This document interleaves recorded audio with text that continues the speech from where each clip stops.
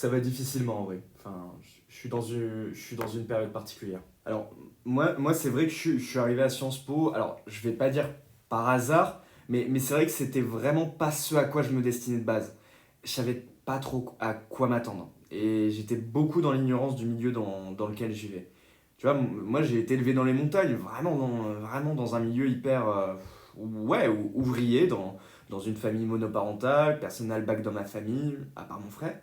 D'ailleurs, mon frère, c'est le premier à l'avoir eu, et moi après. Et mon frère, c'est le premier à avoir mis un pied à l'université. Donc, je suis arrivé à Sciences Po avec un capital scolaire, ouais, enfin, ce qu'on t'apprend au lycée, quoi.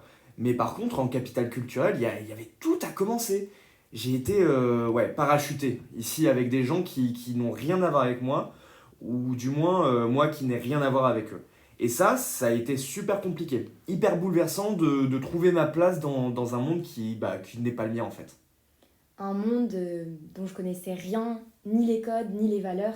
Moi, j'étais pas du tout politisée en arrivant, et là, j'arrive dans un institut politique où tout le monde est super engagé, et en fait, t'es obligé de passer par une phase de comparaison du coup.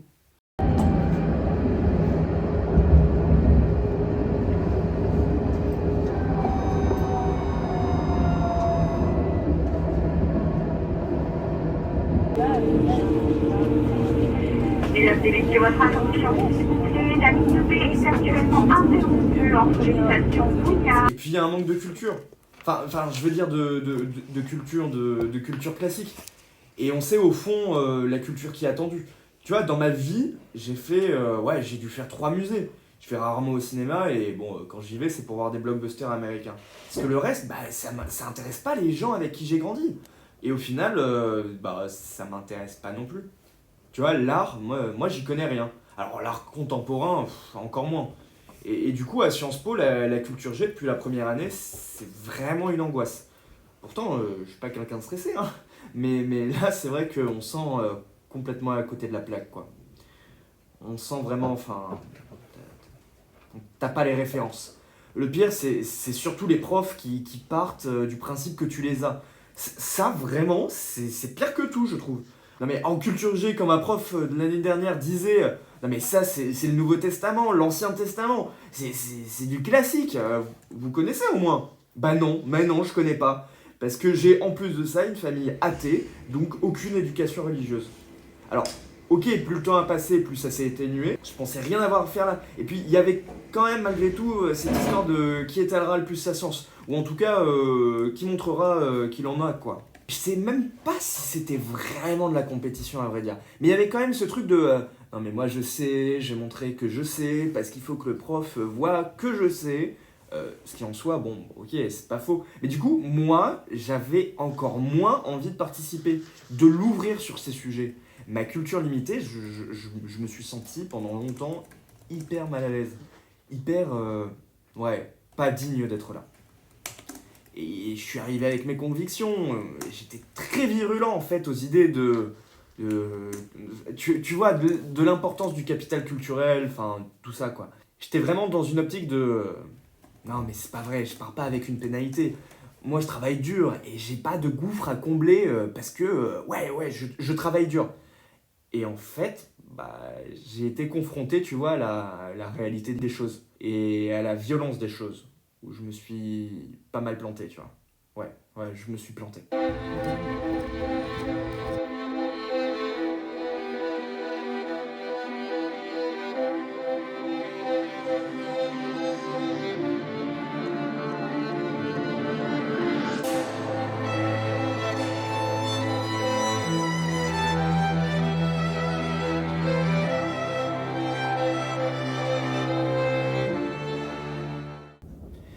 Je m'autocensure avant même d'avoir tenté quoi que ce soit. Parce qu'en fait, j'ai l'impression constante d'être hyper en décalage avec les autres.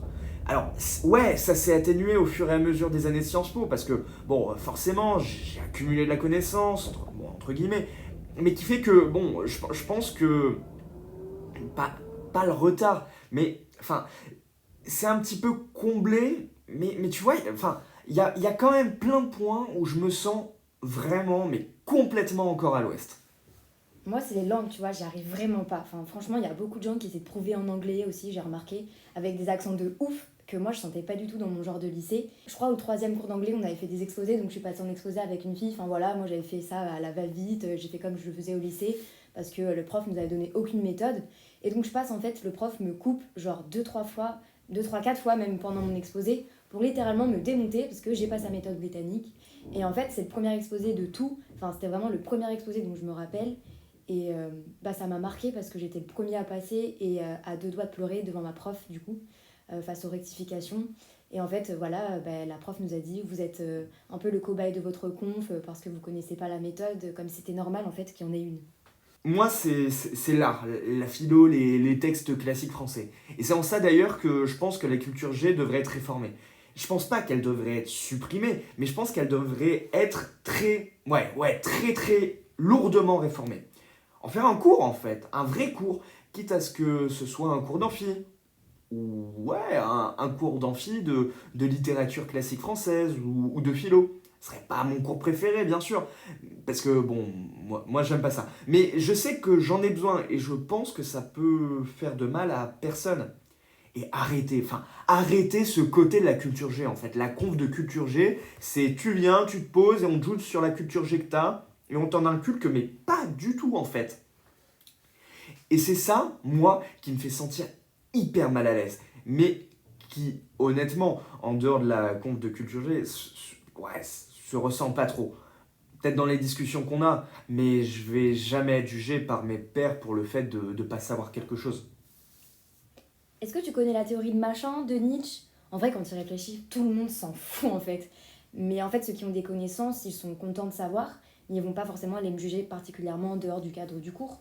Mais je trouve que c'est quand même un problème que dans les cours, on nous fasse ressentir en infériorité sur des choses comme ça, quoi. Enfin, c'est surtout ça qui me fait me sentir parfois pas bien, mais ça s'est vachement atténué avec le temps, bien sûr, parce que maintenant, en fait, je m'en fous. Enfin, je suis passée au-dessus de ça, les notes, j'ai bien compris que c'était super subjectif, particulièrement en langue, comme tu le dis, ou encore en culture G, mais c'est vrai que ça m'a pesé très lourdement en première année, maintenant dans une moindre mesure en 3e année, mais on sait quand même là. Quand je sais que c'est moi qui dois passer à l'oral dans ces matières-là, vraiment, je vais avoir les larmes aux yeux. Parce que je vais me dire, mais en fait, je veux pas. Je veux pas montrer à tout le monde que je sais rien. En tout cas, c'est comme ça que moi, je le perçois. Sur ça, c'est vrai que c'est assez angoissant. Et je trouve que, Sciences Po aide à réduire les inégalités de connaissances, parce que forcément, on en acquiert. Mais il y a un fond qui fait qu'on n'est pas, comment dire, c'est pas une bataille égale, quoi. On n'est pas tous avec les mêmes armes, et je pense que Sciences Po fait pas tout ce qui est en sa mesure pour réduire ce gap.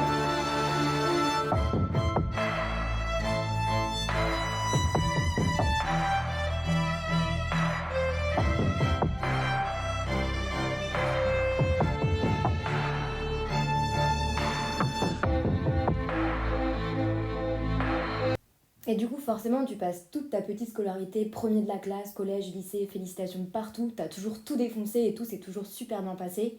Et puis tu te retrouves ici et tu te dis, bon, peut-être que j'ai merdé, quoi. Et t'es confronté, au premier échec.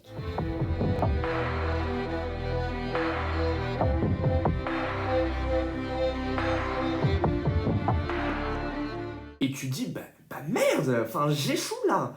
Ou genre vraiment, c'était important de pas se tromper, tu vois. Surtout en première année. T'as vraiment ce truc-là de vouloir être au bon endroit, de ne pas te tromper sur ton cursus et tout. Et moi, je me dis, mais merde quoi, qu'est-ce que je fous là? J'aurais jamais dû venir ici. Et c'était très compliqué parce que je devais vraiment prendre sur moi pour m'assimiler parce que je voulais pas me démarquer. Mais d'un côté, j'étais vachement animé par ce mépris de pas vouloir me mélanger parce que j'étais pas comme ça, parce que je savais d'où je venais. Et donc c'était compliqué en fait, tout simplement d'apprivoiser les gens. D'ailleurs que les gens m'apprivoisent aussi, tu vois.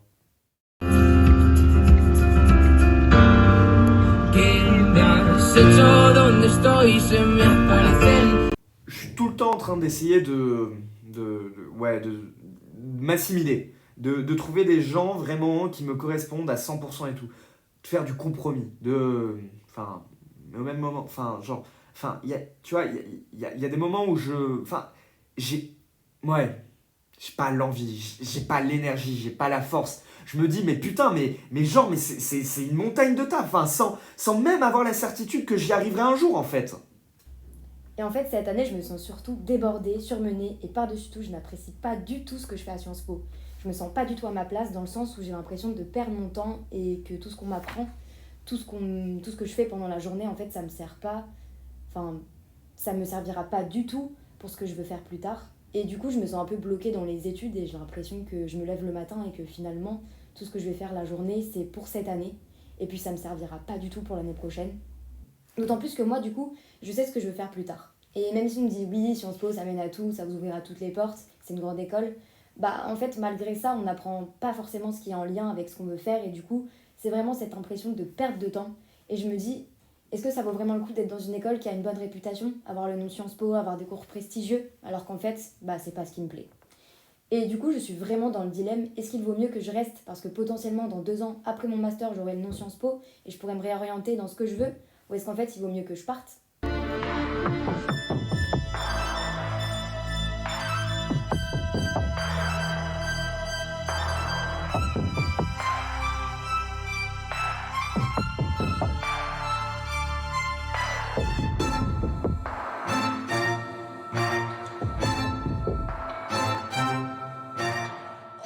Et j'ai vite compris que Sciences Po prenait la place centrale dans ma vie et que tout ce qui gravitait autour, c'était pas du tout réparti proportionnellement, tu vois. Et je sais que c'est faisable différemment dans la mesure où la mobilité m'a fait découvrir que les études pouvaient être un plan parmi un autre, tu vois, et que ça n'avait pas besoin d'être le centre de ton temps, de ton énergie, de ta vie pendant un an. Du coup, ça m'a fait prendre du recul sur cette première année que j'ai trouvée vraiment très dure. Et que c'était peut-être pas fait pour ça non plus de faire des études. Et tu vois, c'est vraiment à partir de ce moment-là, je pense, où j'ai vraiment commencé à réfléchir sur ce que je voulais, ouais. Sur ce qui me convenait. Et est-ce que j'étais vraiment heureux l'an dernier? Parce que, en fait, c'est vraiment en mobilité où je me suis senti vivre. Et où j'ai vraiment vécu l'expérience étudiante, la vie étudiante, que je considère pas du tout avoir vécu en première année. Je faisais des trucs qui m'ont fait vibrer, qui me font plaisir, qui me font du bien, enfin, tu vois. Mais j'étais pas du tout noyé, en fait, dans cette marée d'études. Donc c'était le deuxième choc, tu vois. D'affronter le fait que non seulement tu es dans un truc qui ne te convient pas trop, mais en plus de ça, mais il y a mieux. Il y a mieux. Enfin, tu considères pour moi qu'il y a mieux ailleurs, tu vois. Et que je peux trouver mon bonheur ailleurs. Et qui me considère le mieux. Et en plus de ça, je sais où je devrais travailler, tu vois. Enfin, là, la première année, c'est pas répété. Mais en termes de quantité de travail et tout, tu vois, c'est juste revenu au point de départ. Enfin, bien sûr, je le vis très différemment. Parce que j'ai beaucoup plus de bagages, beaucoup plus de culture. J'ai vraiment fait l'effort d'essayer de combler un maximum ce gouffre-là. Mais c'est parce que je réussis à mettre ma vie entre parenthèses, parce que c'est confortable de ne pas réfléchir, de ne faire que travailler. Et parfois, j'ai vraiment zéro motivation. Pour moi, c'est vraiment apprendre pour l'épreuve en elle-même. Mais du coup, la motivation, bah forcément, c'est compliqué. Puis, c'est vraiment plus long à apprendre quand ça t'intéresse pas, franchement. Et du coup, les derniers partiels, bah, je les ai vraiment subis. Parce que j'ai dû passer des heures et des heures à m'enfermer chez moi pour travailler. Et que pour des sujets, en fait, qui me servent à rien. Enfin, d'ailleurs, maintenant, je me souviens de rien, de tout ce que j'ai appris pour ces partiels-là. Et du coup, moi, ma stratégie, entre guillemets, pour mieux vivre mes études, c'est de me mettre dans plein de choses à côté qui ne sont du coup pas vraiment reconnues. Enfin, en fait, moi, c'est ça qui me prend tout mon temps. Donc, je suis dans plusieurs assos et forcément, je m'investis énormément. C'est-à-dire qu'on est à peu près à 30 heures environ par semaine pour les assos. Et en fait, à la fois, du coup, je me sens épuisée parce que je suis obligée de le faire à côté des cours qui restent obligatoires et du travail scolaire qui reste obligatoire aussi. Donc c'est vrai qu'en ce moment, je suis très, très fatiguée parce qu'il faut que je gère les deux. Mais à la fois, si je faisais pas ça, bah en fait, j'aurais vraiment l'impression de subir mon année complètement parce que je ferais rien du tout qui m'intéresse. Je sais que c'est une formation qui est super enrichissante, hein, qui est super dense, mais qui nous prépare, tu vois, enfin, sérieusement à, comment dire, professionnellement plein de trucs. Et je pense que j'aurais pas pu espérer un jour atteindre une telle culture sans avoir fait mon passage ici. Mais à ce moment-là, pour moi, ça ne m'arrange pas. Et c'est compliqué pour moi parce que je suis obligé de le faire et de le faire dans des conditions qui me permettent déjà pas de donner tout ce que je peux donner et encore moins de pouvoir m'en sortir aussi bien que ce que je voudrais. Et ça met le doute. Et quand j'y arrive, je le vois pas du tout comme une victoire, tu vois. Enfin, c'est comme si c'était juste normal. Parce que du coup, j'ai du mal à dégager du temps pour prendre soin de moi. Enfin, j'arrive le 1er septembre, j'ai une réunion de rentrée, le 2 septembre, j'ai cours de 8h à 17h, et voilà. Et les profs, le premier cours, c'est même pas le premier cours en mode bon, on va reprendre le schéma, bon voilà, ça va être ça. Non, c'est bonjour, vous me connaissez, au bout de 10 minutes, on est dans le cours, t'es là, t'as perdu l'habitude de vraiment prendre des notes rapidement, d'écouter pendant 1h30 figé sur ton siège. Et après, on te dit non, mais en fait, vous allez avoir la MSS, vous allez avoir le mémoire, vous allez avoir les choix de master, vous allez avoir les cours à choix, vous allez avoir les assos. Enfin, tu te sens tellement rapidement débordé. Elle est trop rapide, trop de choses à faire, tout à faire d'un coup. Donc, soit il faut avancer d'une semaine et passer une semaine à rentrer doucement dans les cours, ou alors, faut modifier le programme et on enlève. Enfin, faut rentrer plus doucement, c'est pas possible. Enfin, il y a énormément de gens qui étaient noyés, mais enfin, noyés quoi. Enfin, waouh! Alors là, en fait, du coup, t'as deux solutions.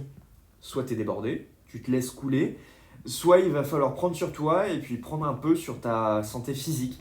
Enfin, surtout, mentale et physique. On nous avait dit ça à la réunion d'entrée. Vous êtes les futurs décideurs de la nation et des organisations internationales.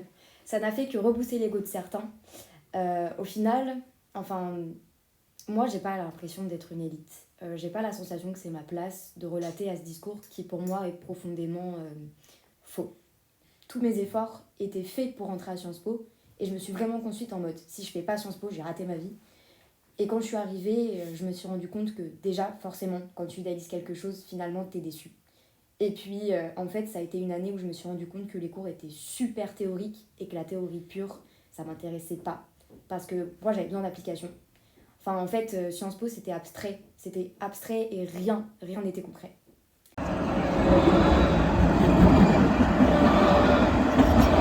Je suis très contente de venir, mais au final, pas pour ce qu'est Sciences Po et pas forcément pour ce que sont les cours. C'est là que du coup j'ai compris. J'ai commencé à comprendre qu'au fur et à mesure, ça n'allait pas me plaire. Et c'est dur. Alors j'ai relativisé. Et au début, je me suis dit, c'était que la première année en fait. Parce qu'on me dit souvent, au début, faut les bases pour que ce soit plus concret. Et du coup, je me suis accroché en me disant que c'est la première année, ça ira mieux par la suite. Ouais, en troisième année, ça ira mieux. Enfin, en tout cas, j'imagine. Après, je pensais qu'en troisième année, du coup, ça allait s'arranger vu qu'on augmente dans les années. Donc ça devient pour moi ça allait devenir de plus en plus concret. En fait, paf, deuxième désillusion. Parce qu'ils nous disent, vous pouvez choisir des cours au niveau des amphithéâtres. Mais en fait, quand tu regardes la liste des cours proposés ou la liste des cours d'ouverture, finalement, c'est très peu diversifié. Du coup, maintenant, je me renseigne dans les masters qui sont potentiellement possibles ici. Et j'ai regardé les plaques des matières. Et en fait, c'est pas vraiment encore en lien avec ce que je veux faire. Aucun master. C'est par défaut. Sauf que, non, je me vois pas perdre encore 2 ans de ma vie comme ça. Donc, je vais certainement partir. Je sais pas encore où. Du coup, c'est une source de stress aussi.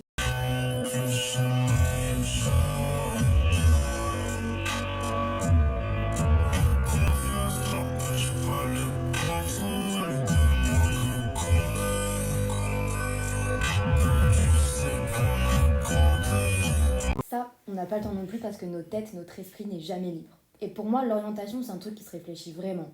Enfin, il n'y a jamais un moment où je peux me poser et me dire, bon, qu'est-ce que je veux faire? Et j'arrive pas du coup à penser. Tout se mélange, en fait, c'est assez frustrant. Est-ce que t'es perdu du coup? Je sais vraiment ce que je veux faire et ça, j'ai pas de doute.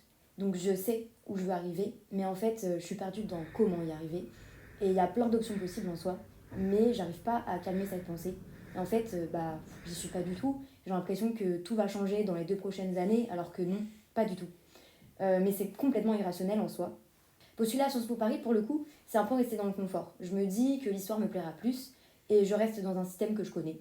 Et donc, j'aurai pas de mauvaise surprise sur l'école, dans le sens où je sais que c'est bien réputé. Et du coup, j'ai pas encore envie de finalement me mettre dans un endroit, de galérer pour y rentrer, et si j'y rentre, pour être encore déçue. Mais en même temps, vu que je sais pas où chercher, en fait, je trouve qu'on est hyper mal renseigné. Et même, le Vocational Project, pour moi, c'est soi-disant pour réfléchir à notre orientation. Mais déjà, on est noté pour réfléchir à notre orientation. Mais ça me paraît fou quand même, que même pour notre orientation, on soit noté. Justement, c'est quelque chose qui devrait être fait sans aucune pression. Et on se retrouve à avoir des deadlines, des rendus, des oraux, des papiers à rendre pour réfléchir à notre orientation. Et là, vraiment, je me suis dit, mais oulala, on touche vraiment le fond là. Parce que du coup, tu le fais sous la contrainte. Et oui, j'ai peur, parce que j'ai même pas de diplôme. Donc oui, ça, c'est une vraie source de stress de me dire que je sais pas trop où je vais être l'année prochaine. Ou même si je vais le savoir, quand est-ce que je vais le savoir? Peut-être en juillet ou en août. C'est compliqué de se faire des plans, surtout qu'on termine en mai. Et du coup, tu fais quoi pendant la période de flottement? Ça aussi, c'est compliqué. Parce que si je veux, je dois changer de ville, si je dois déménager. C'est des choses débiles, mais qui me prennent de la place dans l'esprit. Parce que, oui, comment je m'organise pour déménager dans une autre ville, en fait? Comment je m'organise pour trouver mon emploi? Comment je m'organise pour aller dans un autre appartement rapidement? Comment je m'organise pour lâcher celui-là? Comment je m'organise pour faire de mes frais d'inscription? Si la rentrée elle est en octobre, comment ça se passe? Si je fais des stages, si finalement je suis prise nulle part et que tout d'un coup je suis prise partout en même temps. Ouais, du coup je me dis, imagine si je dis non à certains, et malheureusement, du coup forcément je vais aller demander l'avis des autres parce que ça me rassure. Mais je me rends bien compte qu'à chaque fois que quelqu'un me donne son avis, c'est pas forcément ce que je vais prendre en compte. C'est juste qu'il y a toujours un oui mais derrière. Ce qui est normal en fait parce que c'est mon choix, donc personne ne pourra prendre la décision à ma place, quoi.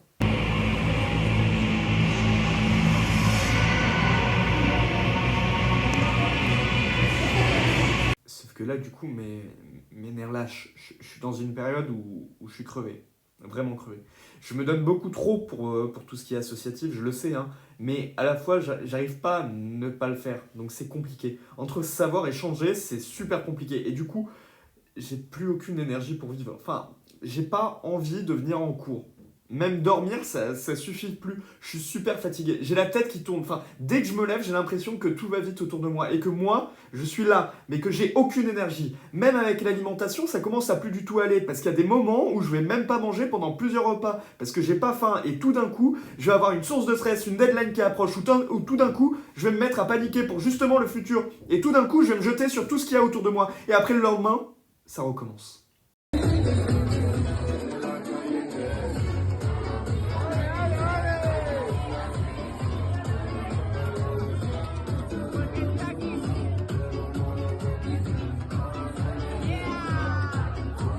C'est hyper toxique. Et en même temps, même si je sais qu'il faudrait que je lève le pied, je me dis que c'est pas possible. Je vois pas comment c'est possible de mettre entre parenthèses ta vie d'un coup. Même si c'est qu'une semaine et pour ensuite reprendre. Mais en fait, je vois pas comment c'est faisable pendant une semaine même de m'extraire de ça. Et j'ai l'impression que quand je vais revenir, ça va être encore pire parce qu'il faudra rattraper tout ce qui n'a pas été fait. Donc en fait, il n'y a pas de solution. Sauf que là, je me rends compte que je ne prends plus plaisir à rien du tout, même pour les choses qui me faisaient plaisir à la base, pour les associations dans lesquelles je suis très investie. Et j'ai déjà donné en fait tout ce que j'ai. Et même mon échappatoire, finalement, ça devient comme une contrainte ou une responsabilité en plus, en trop à gérer.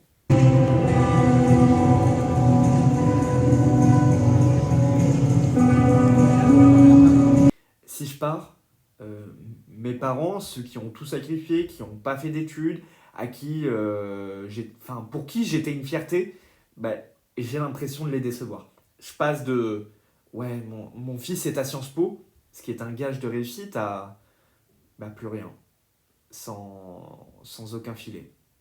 Et après, malheureusement, je vais pas rester là pour leur faire plaisir non plus, parce que c'est pas eux qui le font. Et oui, il va falloir que je leur dise. Je repousse le moment parce que je me dis que c'est peut-être pas avec un miracle que je vais être pris dans les autres masters équivalents. Mais oui, finalement, à part la réputation, plus rien ne me retient. En fait, Sciences Po, pour moi, c'est comme une relation toxique. Je me voyais qu'à travers son regard, je vivais pour lui, parlais que de lui, et à nouveau, à travers son regard. Et depuis que j'ai accepté de prendre ce recul, j'ai pris des distances et je me permets de vivre enfin par moi-même. Je pense par moi-même. Et donc, il faut couper le cordon. Même si cette relation m'a apporté, en connaissance, hein, enfin, tout ça, ouais, il faut tout couper. Sinon, non, je m'en sortirai pas sinon. 2 ans dans cet état, c'est super long. Enfin, te dire que t'es jeune, c'est que 2 ans et après t'as toute la vie devant toi. Peut-être que c'est vrai, mais peut-être que non. Et est-ce que 2 ans pour moi, c'est pas beaucoup? Parce que enfin, c'est quand même 2 ans de ta vie. Est-ce que t'es prête à les sacrifier? 2 ans, c'est énorme. Et en plus, pour nous, enfin, 2 ans, ça représente la moitié de nos études supérieures. Donc, faire 2 ans de ce que t'aimes pas, qu'est-ce qui te fait tenir, du coup, à ce moment-là? Ouais, je pense les perspectives de départ en vrai.